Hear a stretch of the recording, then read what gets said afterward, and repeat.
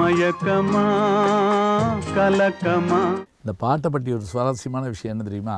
திருச்சியிலிருந்து புறப்பட்டு வந்த அவர் பேர் ரங்கராஜன். வாலி சினிமாவுக்காக பாட்டு எழுத பல பாடுபட்டார், பல படங்கள் எழுதினார். ஆனால் தொடர்ந்து வாய்ப்பு கிடைக்கல. இனிமேல் நம்ம இங்கே இருக்க வேண்டாம்னு சொல்லி திருச்சிக்கு டிக்கெட் எடுத்துகிட்டு இன்னைக்கு ஊருக்கு கிளம்பிடுவோன்னு பையன் எடுத்துகிட்டு கிளம்ப போகிறாரு. அந்நேரம் பார்த்து பிபி சீனிவாஸ் இந்த பாட்டை பாடினவர் வந்தாராம்.